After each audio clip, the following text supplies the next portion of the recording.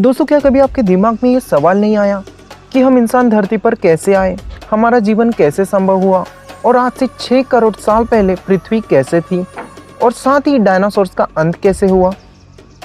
अगर नहीं जानते तो आज के इस वीडियो में हम आपको पृथ्वी और उससे जुड़े मानव जीवन के बारे में कुछ ऐसी इंटरेस्टिंग बातें बताने वाले हैं जिन्हें जानकर आप भी हैरान हो जाएंगे। तो वीडियो में लास्ट तक बने रहिए और साथ ही वीडियो को लाइक और चैनल को सब्सक्राइब करना बिल्कुल मत भूलिएगा। तो चलते हैं आज से करोड़ों साल पहले। दोस्तों, आपको बता दें कि आज से तकरीबन 6 करोड़ 50 लाख साल पहले पृथ्वी के साथ एक ऐसी घटना हुई जिसने पृथ्वी को पूरी तरह से धूल के बादलों से ढक दिया। इस भयानक विस्फोट के कारण अधिक मात्रा में रेडिएशन उत्पन्न हुआ और इस झटके के 800 किलोमीटर के दायरे में रहने वाले सारे जीव जंतु पूरी तरह से लावा में ढक चुके थे। इस भयानक घटना के बाद पृथ्वी पर मौजूद लगभग 90% जातियों का खात्मा हो चुका था। पृथ्वी पर रहने वाले 25 किलो से ज़्यादा वजन वाले जीव आग की लपटों में भस्म हो गए। इस महाप्रलय में लाखों की संख्या में जीव नष्ट हो चुके थे और पेड़ पौधों की सारी आबादी जल के राख हो गई थी। दोस्तों, और यही से डायनासोर का भी खात्मा हो चुका था। लेकिन यह महाप्रलय छोटी प्रजातियों के लिए एक सुनहरा अवसर ले आया और यह प्रजातियां थी मैमल्स, यानी कि स्तनधारी जीव। यह छोटे छोटे स्तनधारी जीव महाप्रलय से तो बच निकले थे, लेकिन फिर भयानक गर्मी से बचने के लिए इन्होंने अपना बसेरा जमीन के अंदर बना लिया और अपने आप को जीवित रखने के लिए इन्होंने सब कुछ खाना शुरू कर दिया। और धीरे धीरे इस महाप्रलय को लाखों साल बीत चुके थे और अब धरती पूरी तरह से विशाल डायनासोर से मुक्त हो चुकी थी। धरती का मौसम एकदम सामान्य हो चुका था। पृथ्वी की सतह पर फिर से पेड़ पौधे का विकास होने लगा और शुरुआत हुई एक नई दुनिया की। इस दुनिया में हमारे पूर्वज समय के साथ साथ काफी विकसित हो चुके थे। यह आकार में पहले की तुलना में काफी ज्यादा बड़े हो चुके थे और उनमें से अलग अलग प्रजातियों की भी उत्पत्ति हुई। उनमें से कई सारे जीव जिनके हाथ और पैर हमारी तरह थे, उनके शरीर में धीरे धीरे बदलाव होते रहा और ये सब सीधा होकर चलने लगे। और अब समय आया 4.5 करोड़ साल पहले।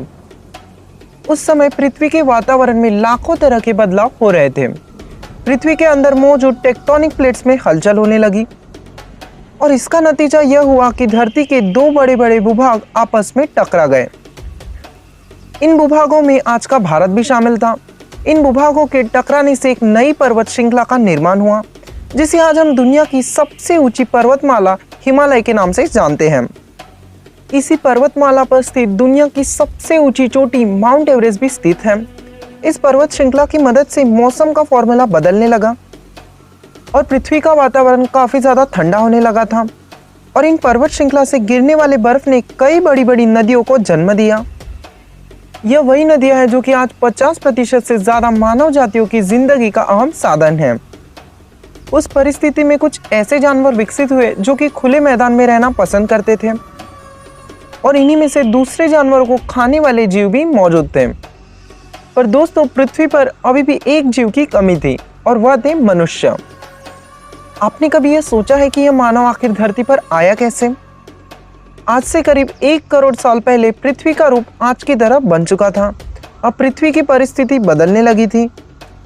आज से करीबन 40 लाख साल पहले पृथ्वी की टेक्टोनिक प्लेट्स में हलचल होने से अफ्रीका के पूर्व इलाके में एक नई पर्वत श्रृंखला का जन्म हुआ और यह अफ्रीकन पर्वत श्रृंखला यहाँ के मौसम में बदलाव का कारण बन गई, जिसकी वजह से यहाँ का वातावरण पूरी तरीके से बदल गया और इन जंगलों में बारिश आना बंद हो गई। इस जंगल में निवास करने वाले एल्प्स, जिन्हें पेरुलापेथिकस के नाम से जाना जाता था, इनका निवास स्थान पेड़ों पर था। यहाँ पर उन्हें भरपूर मात्रा में खाने को मिल जाता था। यह एक टहनी से दूसरी टहनी पर कूदने में सक्षम नहीं थे। वे कभी कभी पेड़ों की डाली पर 2 पैरों से चला करते थे। आगे चलकर इन बंदरों की प्रजातियां गोरिल्ला और चिंपांजी में बदल गई। कुछ तो इंसानों में तब्दील हो गए और यह अब पूरे अफ्रीका में फैल चुके थे। मगर समय बीतने के साथ साथ यहाँ पर अकाल की स्थिति आ गई और बारिश न पड़ने की वजह से जंगल पूरी तरीके से साफ हो चुके थे और इन एप्स के लिए पेट भरना तो काफी मुश्किल हो गया था। खाने की तलाश में इन्होंने पेड़ के नीचे धरती पर अपना पहला कदम रखा और यह थे हमारे पूर्वज। यह हमारे मानव जीवन के संभव होने का पहला कदम था। इनका सब कुछ हम इंसानों से मिलता जुलता था और इनका दिमाग संतरे की जितना बड़ा हो गया था। इनके पास हम इंसानों जैसे दांत भी हुआ करते थे और आकार में ये 4 फीट जितने लंबे हुआ करते थे।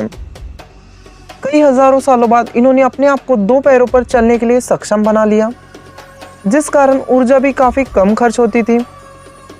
2 पैरों पर चलने से ये काफी लंबी दूरी तक अपनी नजर घुमा सकते थे और साथ ही साथ उनका दिमाग भी काफी ज्यादा बुद्धिमान हो रहा था। समय बीतता गया, विकास की प्रक्रिया लगातार चलती रही। हमारे पूर्वज अपने शरीर में विकास करते गए। आज का मानव लगभग 2 लाख साल पहले अस्तित्व में आया। मानव जीवन के इस लंबे काल में मनुष्य पौधे और जड़ें खाकर अथवा शिकार कर कर अपना पेट पालते थे। दोस्तों, मनुष्य नर वानर वर्ग से संबंध रखते हैं। नर वानर स्तनधारी जीवन में उन वर्गों से संबंध रखते हैं जो कि पूर्ण विकसित तथा बुद्धिमान हैं।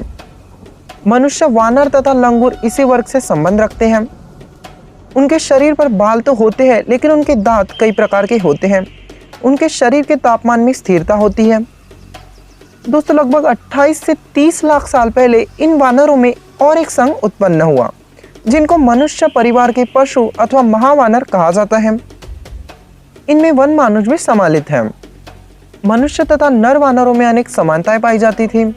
आरंभिक मनुष्य का सर बहुत ही छोटा और पीछे की तरफ झुका होता था। उनके शरीर पर घने घने बाल होते थे और वे बोल नहीं सकते थे, परंतु समझने योग्य ध्वनि निकाल सकते थे। वे भ्रमणकारी थे और भोजन की तलाश में जगह जगह घूमते रहते थे।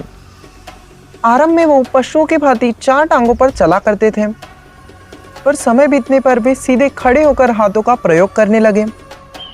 दोस्तों, आदि मानव की उत्पत्ति सर्वप्रथम लगभग 12 से 20 लाख साल पहले अफ्रीका में हुई। ये पाषाण युग तथा आदि मानव की उत्पत्ति का समय था। इस युग को पाषाण युग कहा जाता है क्योंकि इस काल में मनुष्य हथियार बनाते थे।